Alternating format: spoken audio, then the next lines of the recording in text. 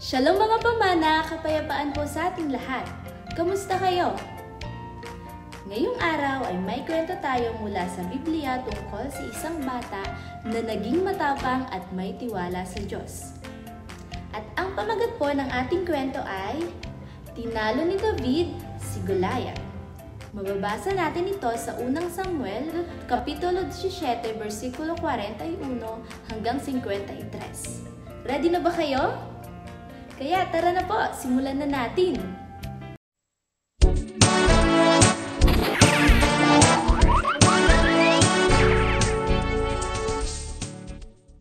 Sa pagpapatuloy ng ating kwento, matagal nang hinahamon ni Goliath ang mga Israelita araw-araw sa loob ng 40 araw. Pero sa kabila ng lakas ng hukbo ni Saul, wala ni isa ang naglakas loob na lumaban sa higanting ito. Dumating si David, isang batang pastol na hindi sanay sa labanan, pero puno ng pananampalataya sa Diyos. Kahit siya'y pinapagalitan pa ng kanyang kapatid, hindi siya nagpahinto.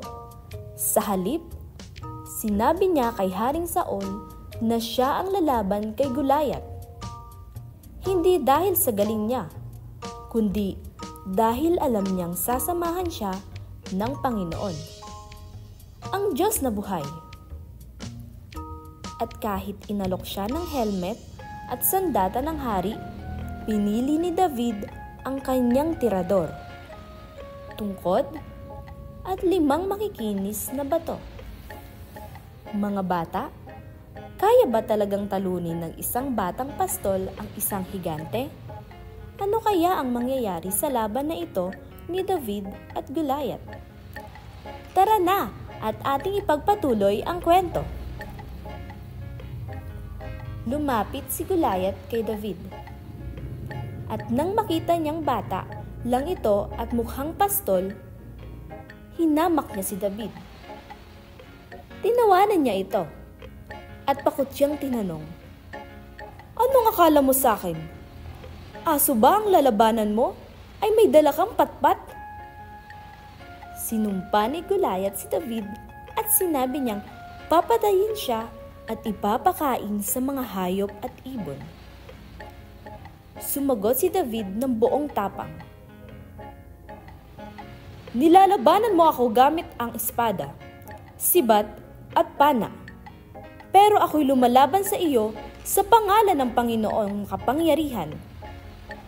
Sinabi niya pa na ang laban ay pag-aari ng Panginoon at siya ang magbibigay ng tagumpay.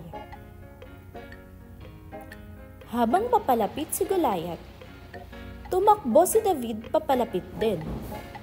Dumukot siya ng bato sa kanyang supot at tinirador niya si Goliath. Tinamaan ito sa noo at bumaon ang bato roon.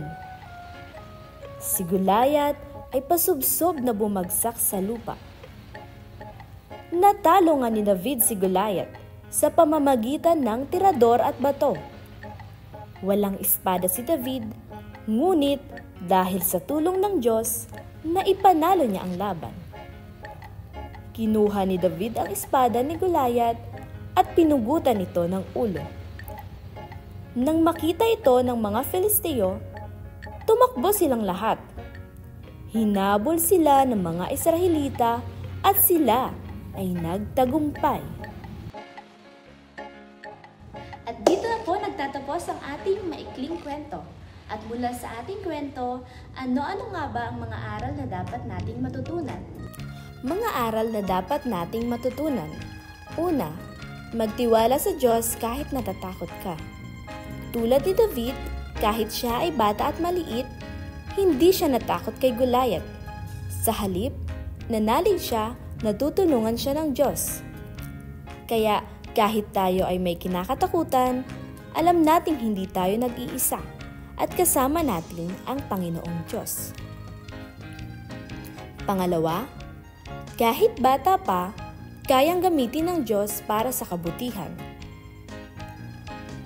Walang lumaban kay Goliath, pati matatapang na sundalo takot. Pero si David, na isang batang pastol, pinili ng Diyos at ginamit para manalo.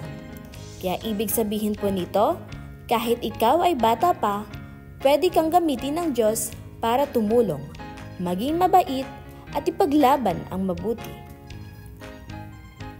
At ang pangatlo, ang tagumpay ay hindi galing sa lakas, kundi sa pananampalataya sa Diyos.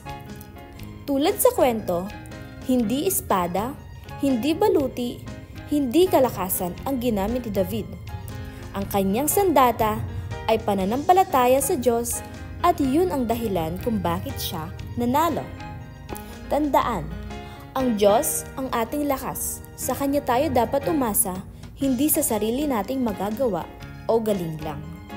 Ngayon naman, dadako naman tayo sa ating activity. Ito ay may pamagat na Shield of Faith. At ito ang ating mga kailangan. Kumuha tayo ng isang papel, gunting, at crayons or markers. Mga hakbang. Una, gumupit ng hugis kalasag mula sa papel. Pangalawa, isulat sa harap, nagtitiwala ako sa Diyos, tulad ni David. Pangatlo, sa loob ng kalasag, iguhit o isulat ang isang bagay na kinatatakutan mo. At ang panghuli, sa ilalim, isulat, kasama ko ang Diyos. Ito ang halimbawa. Natatakot ako sa madilim. Kasama ko ang Diyos. Pangalawa, nahihiya ako magsalita sa klase. Kasama ko ang Diyos.